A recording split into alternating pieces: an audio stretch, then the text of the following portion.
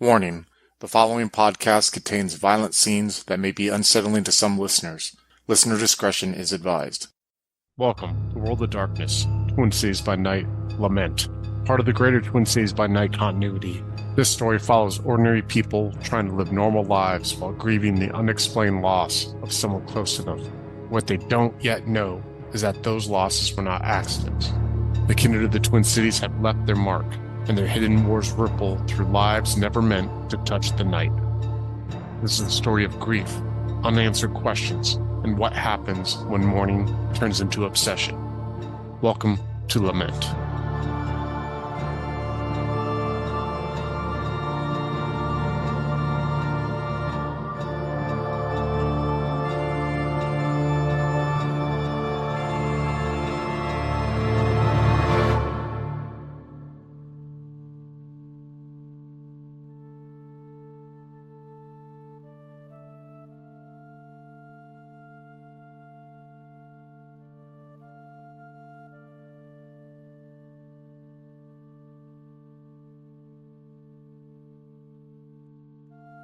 Hello and welcome to our first session of World of Darkness, Twin Cities by Night, Lament. We're going to start with Eli. Eli, you wake up in the morning. And before we continue on, can you describe to us where Eli lives? And on top of that, what does his morning routine usually consist of? Sure. Eli lives on the third floor of an apartment downtown. It's rather rundown. It's cheap. It's minimal. Right. There's not really a lot of things there besides perhaps old pictures, posters, books, things like that he's collected for a long time. It's dingy. It probably smells moist. He's made this area his less so his living space and more so like his what's the word for it? No, dwelling or hub. Yeah. So he's really hunkered himself down here. This is kind of like his home base. His morning routine normally consists of kind of just waking up, right? Making sure that, he showers, shaves. He's not super particular about it. He probably has an electric razor that he gets, knocks most of it down, still leaves the stubble, throws on, some a little bit over baggy clothes. Probably his morning starts off with making a few calls, right? Who, what, where, when, trying to track down probably the last lead. So when you say that use the word dwelling, you said that this apartment was like his dwelling. To me, a dwelling is not a home, right? To me, a dwelling sounds like a place where you simply put your head down. Am I correct in that? Yeah, absolutely. He wouldn't call it a home, and I think anyone else that visited wouldn't call it his home. Why is that? Is it because it's sparse, or is it because it serves the purpose of just where you reside as you look into your missing sister? Yeah, it's because it's become a place of purpose and not of comfort. After his accusation and time in prison, I assume that he has a hard time finding anywhere that he would find true comfort. I imagine this place almost being sparse in its nature, right? Would Eli even have a TV in there, or would he have anything of comfort, even couches or a coffee table? I think it's super bare bones. I'm talking mattress on the floor. There's no bed frame. Probably has a couple blankets and things like that, towels. In terms of living room, I imagine that he has a couch and probably some sort of small makeshift desk that functions as both TV/internet. So that way he can, do research, or if he's trying to unwind, put on something on the desk. So you wake up this morning. It's the middle of August. Right now in the Twin Cities, around this time of the year, the mornings are usually cooler. They may vary from 50 to 60 degrees, maybe 70s. But you find when you wake up, you're using both of your blankets. Fall is starting to slowly creep its way in to the area. And especially in this apartment that you have in this complex where the heat comes through, if needed, an old school furnace, white painted furnace that's along the brick wall that's been painted over many times, to where sometimes when you are resting your eyes and taking a break from researching something, on your desk, you look over against the wall and look at this heater, and you see where the paint has run down and collected itself, bubbled in a way. There's no AC in this apartment also. So I'd imagine you probably have like some of the windows open to get some fresh air in there, seeing that it's still nice enough to not need that heater. When you're in your kitchen making yourself your breakfast, you hear a quick rapping knock on your apartment door, and you hear a thump and some slide down it. What are you going to do? Yeah, so Eli would kind of like perk up. The first thing that he would kind of say, he'd stand up and say, "Hey, who is it? Someone there?" You hear your voice slightly echo a little bit in the apartment, seeing how empty it is, how there's a lack of insulation, and then you don't hear anything in return. After that happens, he would posture himself, hearing the slump down. I don't know if that's something in particular he's heard, but it's something that I'm sure he's heard stories about. He'd walk over to the door, right, and crack it to kind of see what might lies beyond. He doesn't unchain the lock. So you do that kind of crack where the chain gets a little taunter on the sliding chain lock you have after you turn the deadbolt, and you see on the bottom of the door that the door pushes something, and you see that clear, translucent, thin blue plastic that normally like newspapers are stuffed in. So Eli, is your character someone who reads the newspaper on a regular basis? I would imagine so. I imagine he's a little bit older school, right? He's a little older. If not out of habit, out of curiosity, to see if he can, glean anything from it. Especially 2010, right? Yeah. Because 2010, yes, like Facebook existed, but it was mainly used like on computers, right? And we didn't have like the smartphone apps that we have now, and even smartphones weren't as popular as they are now, right? So I think there would still be people who read the newspaper, right? So yeah, you see this newspaper that is kind of like being pushed when you open the door a little bit, but you find it odd because you've never had. I mean, are you subscribed to the newspaper? No, not only is he not subscribed, right? He probably generally doesn't go out to look for newspapers at all, or like pick one up even. Maybe like scan a headline if he sees one laying around. So then the situation is very odd, right? Like you see that there is this newspaper on the ground there that is wrapped in that thin blue plastic. Yeah, I mean, won't even really think about it, right? Just picks it up. As he's already got it in his hand, he's definitely thinking like, this is strange, right? And you notice when it's in your hand, though, you notice something. It seems a little heavier than a newspaper should be, right? It is a Saturday paper, so it's not a Sunday paper. It's a Saturday paper. It should not be as heavy as it feels right now. If it feels like a little weighty, right? Yeah, he would immediately tear it open. Thin black plastic, kind of unfold it, right? To kind of take a look around. Yeah, so you take it out of this blue thin plastic bag and you go to unroll it, right?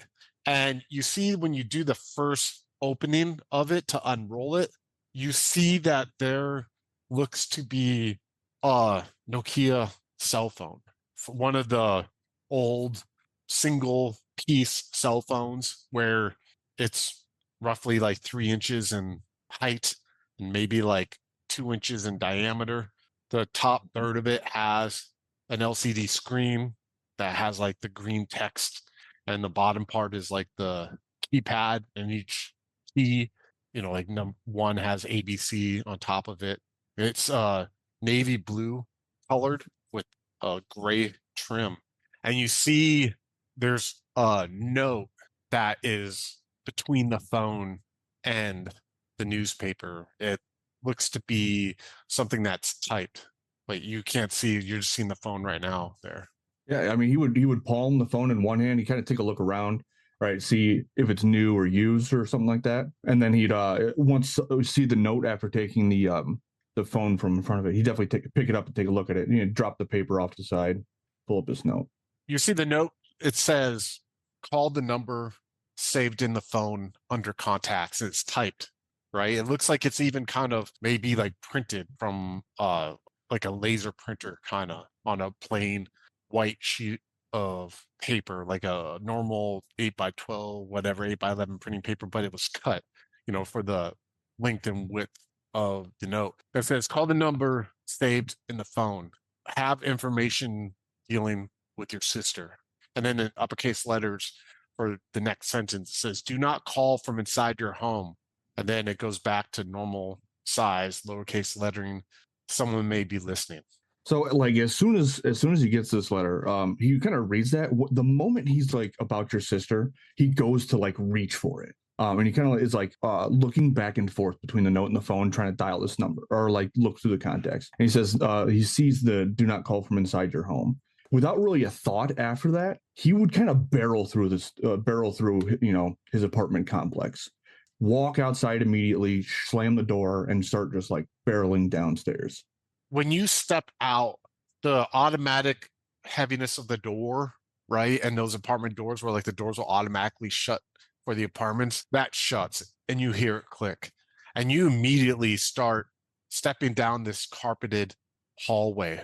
The carpet looks to be like an orangish, very short, very, very short orangish brown carpet, like the cheap kind that they put in hallways of apartments to muffle the sound of people walking up and down the hallways, to provide at least a little bit of comfort to those who are living in the squalor that you live in. And you are beelining it straight to the end of the hallway. Both ends have a door that let you out, but you go towards the one that you know leads to the side of the apartment complex that leads to the parking lot where your car is. This is the way that you normally go out. And as you walk past some apartment doors, you hear random sounds. You hear like loud television playing cartoons in one of them, and you hear baby crying in another one, and you push the metal push-in release bar.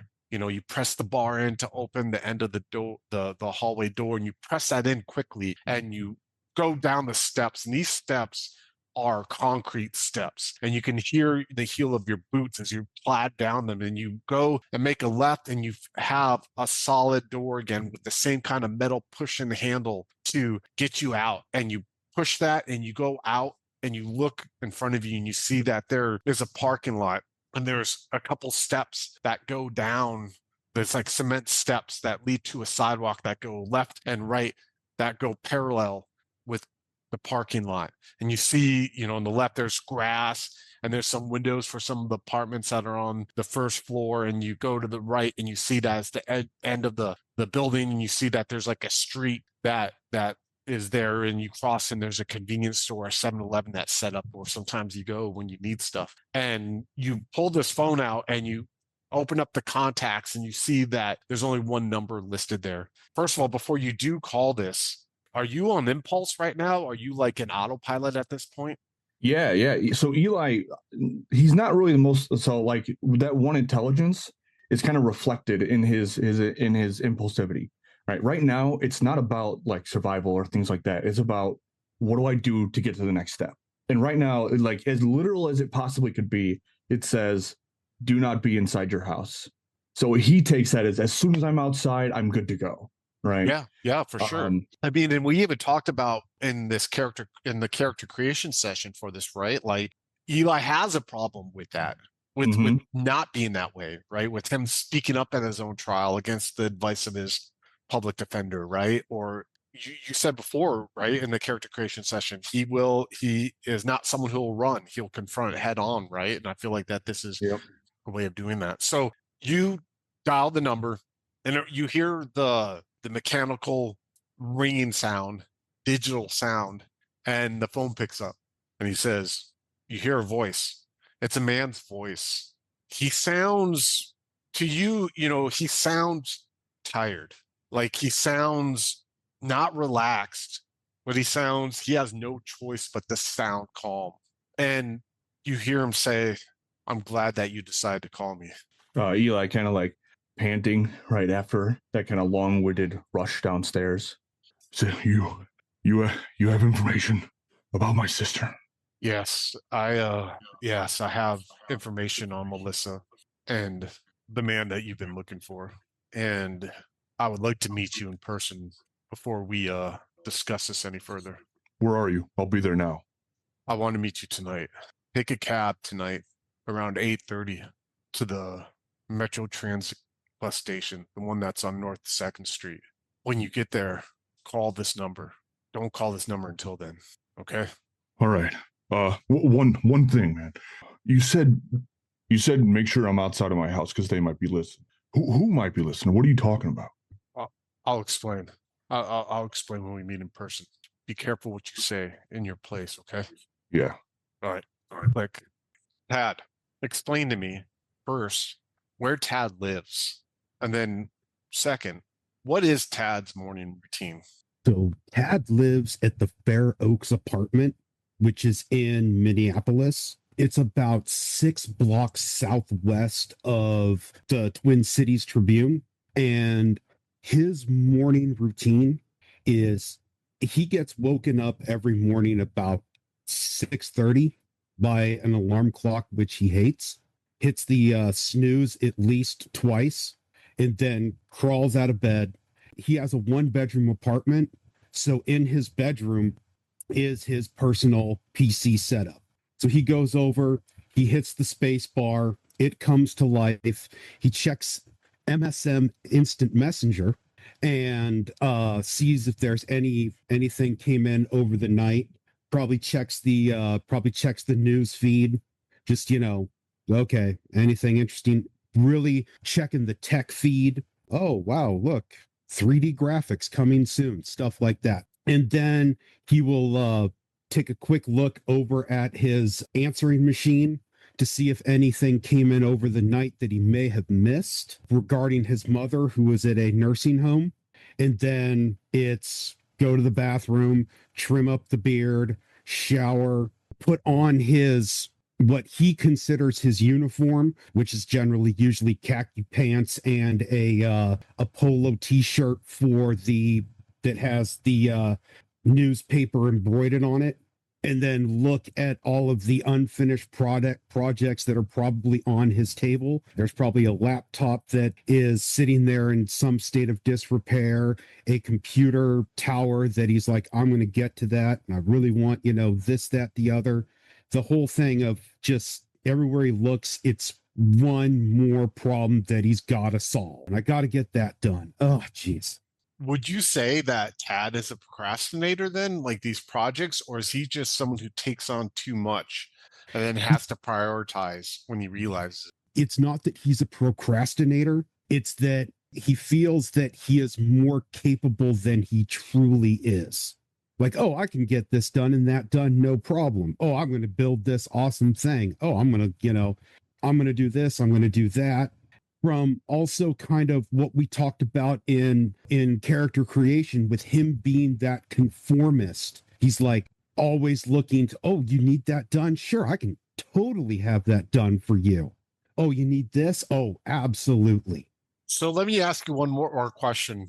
With his obsession right now with this Beatrice Jones and Brian's suicide, what means has Tad gone through to try to find information on this Beatrice that you feel is somewhat responsible for Brian's suicide? Or, depending on the day of the week, we've kind of mentioned before, you feel it might be due to what he was looking into or this Beatrice. Like, how far have you gone in trying to find out information about her?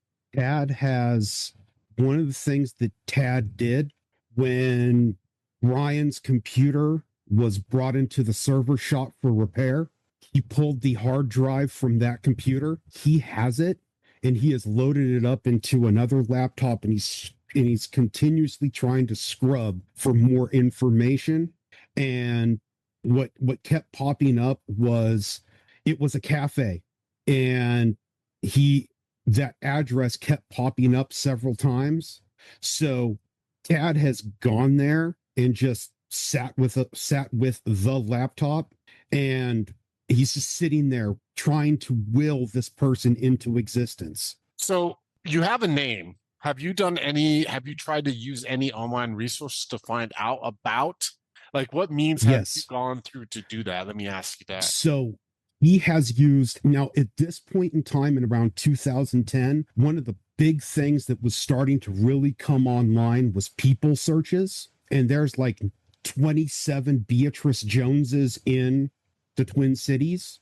And I'm assuming that he has gotten I'm not going to assume. No, he has gone and gotten every single one of the names, and he's dumped money into finding these people, only to come find out that this Beatrice Jones is like 13 years old.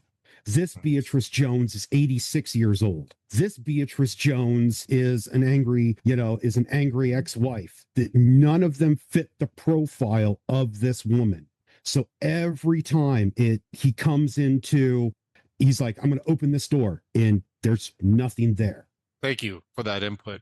You have just gotten dressed. It's a Saturday, but you have some server updates that you want to come in and do, seeing that people aren't going to be working. And you, as you are in your small bathroom with the door open, brushing your teeth, you hear from your bedroom's computers, speakers, an indicator that you have received an email. But this email indicator sound that you have is for the email address that you utilize when you are looking into things online, when you have to sign up, for those people searching sites, right? Not the one that you want tied to you. And you hear that indicator, because I would imagine that it probably, knowing you probably have, I guess I shouldn't be assuming, right? But different email providers have different sounds to indicate that there's something that's hit in the inbox. And so you hear that while you are brushing your teeth. Chad will stop and just look at himself in the mirror, as there's probably toothpaste foam kind of dibbling out the side of his mouth, and just be like, probably spam. I'll check it here in just a moment, and finish up, and then go over and then open it. You'll see one thing that really sticks out to you is that you see the email is encrypted. And that will just kind of, wait, why is there an encryption on this email? Okay, let's go ahead and, he'll go ahead and be like, all right, let's play the game. Because it's to him, that's not something that's like, whoa. And when you click to open it, it pops up and it says input key code. And the moment where you're looking at that curiously, you see your MSN Messenger little preview screen pops up with its own indicator sound. And it says Slim6422 would like to send you a message. And you, for a second, look at the email and you see that the sender address is slim6422@msn.com. So the email address that sent you this encrypted email is right now asking you to initiate a conversation, but this time with your personal MSN account. Okay.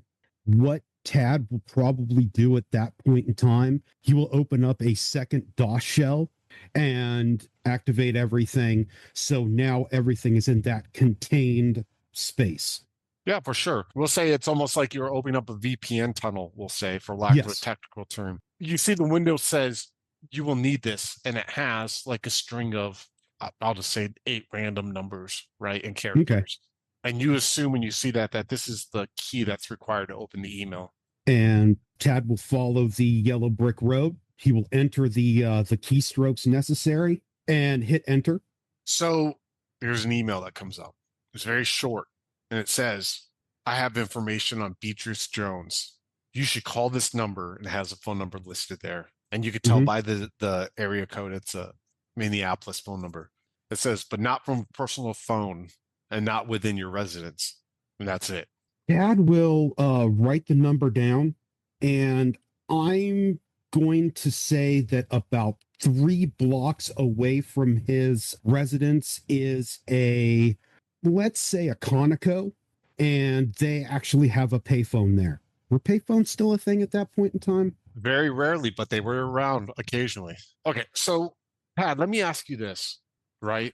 Like, what is, before you eat, like when you leave the apartment, and I'll cover what that's all going to entail, right? When you leave the apartment and you walk the 3 blocks to the Quantico pay phone that's there, like what's going on in this head of yours right now with all that, right? Because, you go from getting ready for work and then you have this happen. Can you give us some insight? So he kind of figures that maybe somewhere in his search for all of this, he has gotten sloppy and he's like, okay, maybe the other side of what Brian was looking into, these missing kids with this, the only information that he could pull off of Brian's computer was the initials KB. And this report from this one report from this woman who worked at the child services that got this strange visit at night from a female FBI agent and a strange Asian. And he's like, okay, I now have to be very, very, very, very careful because I could have tripped something. I could have been uncareful. I could be walking into a trap. Is he scared? He's very scared. He's very scared. That's why he's like, okay, I'm going to go to the most public place in the most public of places to make this phone call. And it's funny, not funny, but like in my head, I have like the scene pictured where, because I imagine the apartments that you live in are nicer than the apartments that Eli lives in, right? And we'll just say that the apartments are probably those types of apartments that are like grouped in like groups of 6, like, and maybe have like grass and pathways, in between each building, but they're part of the same complex, right? Mm-hmm. And I can almost see this Tad just going out his door, walking along the sidewalk, walking past these lamps that normally are like 6 feet in height with these plastic globes where at night they would go on to illuminate the paths, right? And he goes along one of the paths and he goes to the sidewalk along the street that's in front of his apartment complex, and he's just like beelining it and walking past like bus stops and walking across crosswalks, almost like not paying attention to even see if like it says has the little green walk guy or tells you to stop, right? And he's just going while most people are on this Saturday or who work are going to work, or most people are just going about their day. You're walking past drugstores and all this stuff, and you get to this Quantico and you see this payphone, and his payphone is actually not like next to the Quantico, but it's almost by where the gas pumps are on the corner of the streets that it's on, like in this little grass area. And there you see this blue payphone and it looks weather beat, right? Like you walk up around and you have like this isn't the type that has the glass booth case surrounding it. This is the type that's just it's there. It has like this hole and it has blue like kind of container on there, and that has maybe edges that stick out like a foot, and there is the payphone in there. And you turn into it and you see like the phone book hasn't been replaced in a long time. You see, you remember those very thick metal sinew cables that would like be tied to like this plastic cover, and within there'd be a phone book if anyone needed to look through it. You see it's just this bad, depressed mess of like mold and mildew, and half of it's like been torn out or has fallen out, but there it is. There's the phone there. And let me ask you this. Do you have change on you? Oh, he would have made sure that he grabbed, Change. a handful of quarters right by his door to go out. He's got that, about that standard 4-foot, I want to say long pedestal where you put your keys and, your phone and this and that when you walk in. So he's, probably grabbed about $3 worth of quarters, not thinking, just boom, big handful, probably dropped about $1 worth on the way. All right. So what do you do? First thing he'll do is he's just going to look around, and he doesn't know what he's looking for. This is so far out of his wheelhouse that the person that he does not know what he's doing. So he's just looking around, drops in 50 cents. I think there were like 35 cents at that time. I don't know. Drops in 2 quarters, dials the number. You put in the quarters and you press in those silver buttons that have been worn with time. You hear a moment of click and you hear a couple rings, And then you hear the line be picked up. Hello? Yes, I've received this number. Yes. You're not calling from inside your home? No. Okay. Listen, I want to meet in person.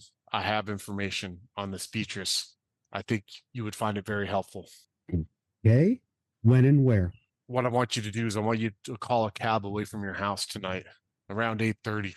I want you to have that cab drop you off at a place called Cowboy Jack's. Are you familiar with it?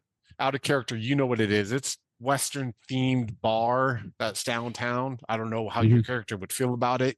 It's not a hole in the wall bar. It's a themed bar. So a lot of the people who like to spend a lot of money to go out at night clubbing, when they want to feel like they're in a Western place, that's it. So what I expect of a place like that is that well-lit place with the big, huge dance floor, and everybody is there they're the urban rhinestone cowboys. 100%. Yeah, and all they do is go there and drink overpriced Bud Light and line dance. Yep, that's exactly what this place is. And we'll just, but he goes, are you familiar with it? I am familiar with it. So I want you to take a cab there and I want you to go to the bar. When you get to the bar, I want you to order a Jack and Coke, a Coors Light, and a water. A Jack and Coke, a Coors Light, and a bottle of water? Yes. You'll find out more Okay. once you do that. Okay. Cab needs to be away from your home when you call it. Yeah. Okay. And you hear a click. And it's kind of like, he's like, oh, okay. And then with that, you know how people, when they receive information and they're still they're like trying to taste the information. They're like, they're rolling their tongue around in their mouth and they're like thinking hard. That's what Tad is doing, as if he's You're processing, right? It's such a weird thing. Yeah. That just happened. Probably this phone smells of old beer, probably slightly of urine, as he's trying to taste this information and process it like, okay, at least it's in a public place. Very much so. And you guys both have a long day ahead of you. Hey, thanks for listening. Producing this podcast takes time, energy, and real cost, from hosting fees to editing and artwork. If you enjoy what we do and want to help us keep creating, consider supporting us on Patreon. Even a small pledge makes a big difference in covering expenses and letting us focus on bringing you more stories, more episodes, and better quality. You can find the link in the show notes. We'd love to have you as part of our community. Also, feel free to join our Discord, which is also listed in the show notes.